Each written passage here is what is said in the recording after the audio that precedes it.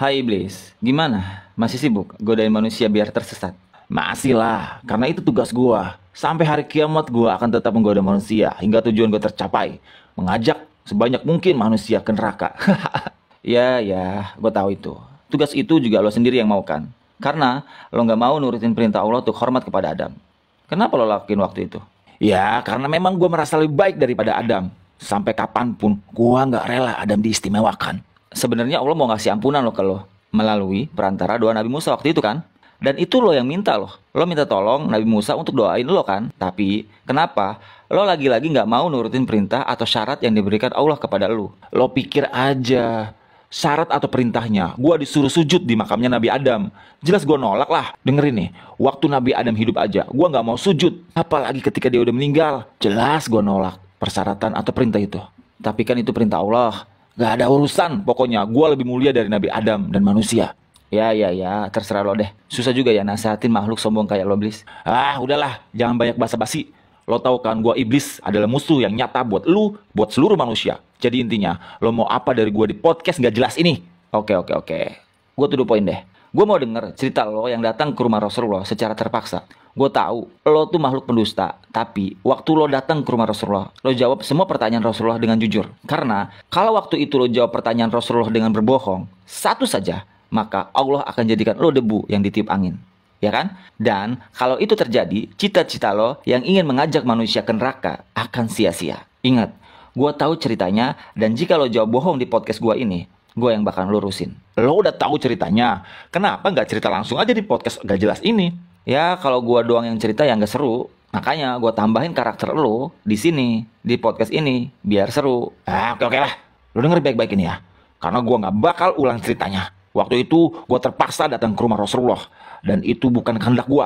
Seorang malaikat utusan Allah datang ke gue dan berkata, beritahu Muhammad tentang caramu menggoda manusia. Jawablah dengan jujur semua pertanyaannya. Andai kau berdusta satu kali saja, maka Allah akan jadikan dirimu debu yang ditiup angin. Terpaksa deh gue jawab jujur semua pertanyaan Nabi Muhammad. Jadi intinya gini, manusia yang paling gue benci adalah Nabi Muhammad dan orang sepertinya. Bisa dikatakan gue benci orang-orang soleh dan orang-orang yang bertakwa kepada Allah. Gue sangat benci orang alim, orang yang selalu bersuci, orang yang fakir, yang sabar, dan tidak pernah mengeluhkan kesulitannya kepada orang lain. Gue sangat benci. Jika ia tidak mengeluhkan kesulitannya kepada orang lain selama 3 hari, Allah akan memberi pahala orang-orang yang sabar. Gue juga paling benci orang kaya yang bersyukur. Caranya bersyukur, dia mengambil kekayaannya dari tempatnya dan mengeluarkannya juga di tempatnya. Gua juga nggak suka sama sahabat Nabi Abu Bakar Siddiq. Ia tidak pernah menurutiku di masa jahiliyah, apalagi dalam Islam. Gue juga paling takut sama sahabat Nabi yang namanya Umar bin Khattab. Demi Allah, setiap bertemu dengannya aku pasti kabur. Dan sahabat Nabi Utsman bin Affan, aku malu kepada orang yang malaikat pun malu kepadanya. Dan sahabat Nabi Ali bin Abi Thalib, aku berharap darinya agar kepalaku selamat dan berharap ia melepaskanku dan aku melepaskannya. Tetapi ia tak akan mau melakukan itu. Gue juga merasa panas dan gemetar jika ada seorang muslim yang melakukan sholat. Karena setiap seorang hamba bersujud satu kali kepada Allah, Allah mengangkatnya 1 derajat. Gue juga gak suka kepada umat Rasulullah yang berpuasa. Karena tubuh gue terasa terikat hingga ia berbuka. Dan gue seperti orang gila ketika melihat umat Rasulullah berhaji. Gue merasa meleleh laksana timah di atas api jika mendengar ada umat Rasulullah membaca Al-Quran. Dan jika ada yang bersedekah, seakan-akan tubuhku terbelah menjadi 2 dengan gergaji. Karena orang yang bersedekah ada 4 keuntungan baginya, yaitu keberkahan dalam hartanya, hidupnya disukai, sedekah itu kelak akan menjadi hijab antara dirinya dengan api neraka, dan segala macam musibah akan terhalau darinya. Suara kuda perang di jalan Allah itu mematahkan pinggang-pinggang gua. Taubat orang yang bertobat melelahkan tubuh gua. Istighfar di waktu siang dan malam itu membakar hati gua. Muka gua seakan-akan tercoreng ketika ada orang yang sedekah diam-diam. Mataku tertusuk ketika ada orang yang sholat fajar. Kepala gua seakan-akan dipukul ketika ada orang-orang yang sholat berjamaah. Gua sangat terganggu ketika ada orang-orang datang di majelis para ulama. Oh gitu, kasian juga lo ya. Rese lo. Oh ya, lo makan gak sih? Gua juga makan. Gimana cara makan lo? Dengan tangan kiri dan jari gua. Lalu apa lagi? Apalagi maksudnya? Ya udah ceritain aja tentang lu, tentang keluarga lu. Ya udah. Gua ceritain tentang keluarga gua. Gua menaungi anak-anak gua di musim panas, di bawah kuku manusia. Teman gua adalah pemakan riba, sahabat gua pezina, teman tidur gua pemabuk, tamu gua pencuri, utusan gua adalah tukang sihir. Yang membuat gua gembira adalah bersumpah dengan cerai kekasih gua, orang yang meninggalkan sholat Jumat. Manusia yang membahagiakan gua adalah orang-orang yang meninggalkan sholat dengan sengaja. Segala puji bagi Allah yang telah membahagiakan umat Rasulullah dan yang telah menyengsarakanmu. Enggak. No.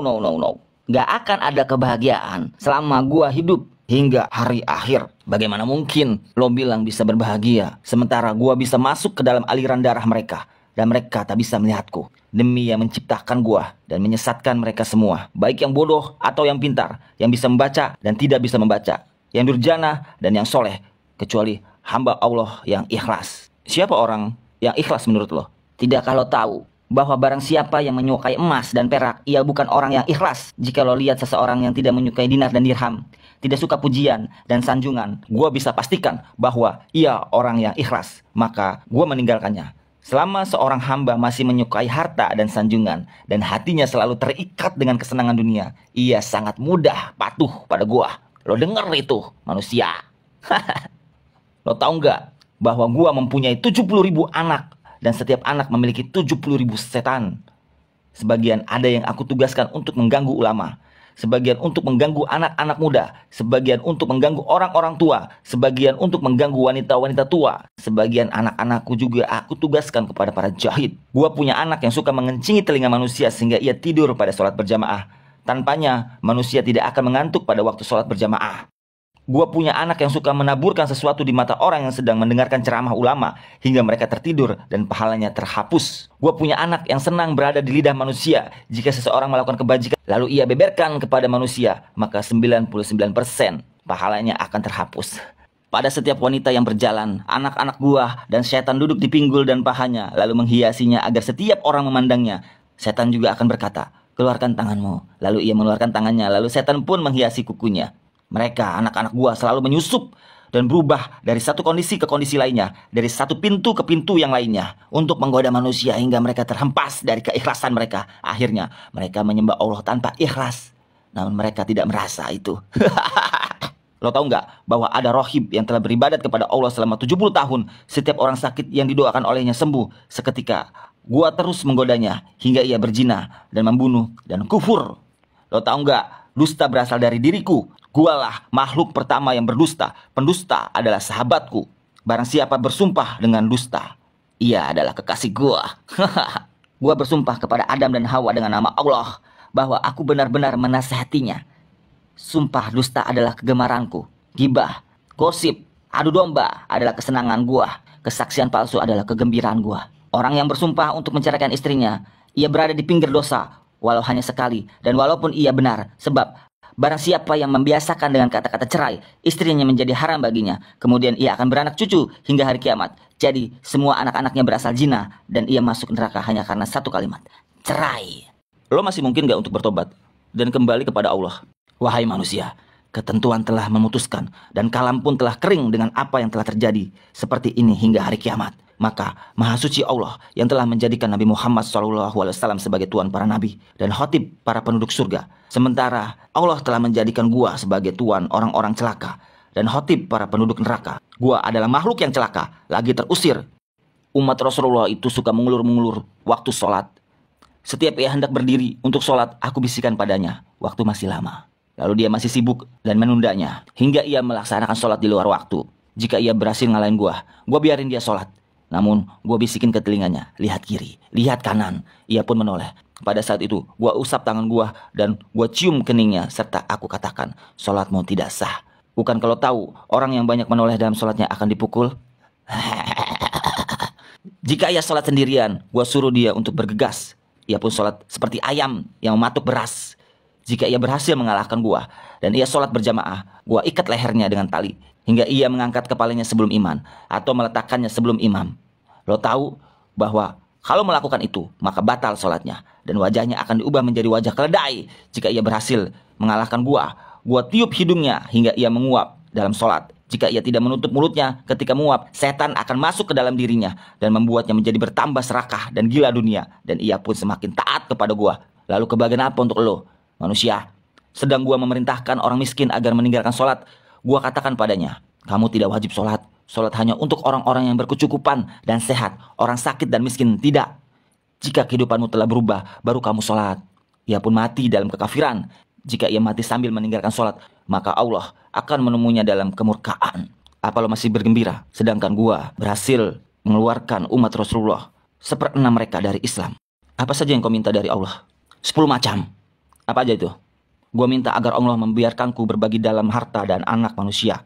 Allah mengizinkan. Allah berfirman, berbagilah dengan manusia dalam harta dan anak. Dan janjikanlah mereka, tidaklah janji setan kecuali tipuan. Quran Surat Al-Isra ayat 64. Harta yang tidak dizakatkan, gua makan darinya. Aku juga makan dari makanan haram dan yang bercampur dengan riba. Gua juga makan dari makanan yang tidak dibacakan nama Allah. Gue minta agar Allah membiarkan gua ikut bersama dengan orang-orang yang berhubungan dengan istrinya tanpa berlindung dengan Allah, maka setan ikut bersamanya dan anak yang dilahirkan akan sangat patuh kepada setan. Gue minta agar bisa ikut bersama dengan orang-orang yang menaiki kendaraan bukan untuk tujuan yang halal. Gue minta agar Allah menjadikan kamar mandi sebagai rumah gua. Gue minta agar Allah menjadikan pasar sebagai masjid gua. Gue minta agar Allah menjadikan syair sebagai Quran gua. Gue minta agar Allah menjadikan pemabuk sebagai teman gua, teman tidur gua. Gue minta agar Allah memberikan gua saudara, maka ia jadikan orang-orang yang membelanjakan hartanya untuk maksiat sebagai saudara gua. Allah berfirman, orang-orang boros adalah saudara-saudara setan. Quran Surat Al-Isra ayat 27. Gua minta agar Allah membuatkan gua bisa melihat manusia, sementara mereka tidak bisa melihat gua. Dan gua minta agar Allah memberikanku kemampuan untuk mengalir dalam aliran darah manusia. Allah menjawab, silahkan, sebagian besar manusia bersama gua di hari kiamat. Lo dengar ini baik-baik manusia. Gua nggak bisa menyesatkan orang sedikit pun. Gua hanya bisa membisikkan dan menggoda. Jika gua bisa menyesatkan manusia, tak akan ada tersisa seorang pun. Sebagaimana Nabi Muhammad SAW tidak bisa memberi hidayah sedikit pun.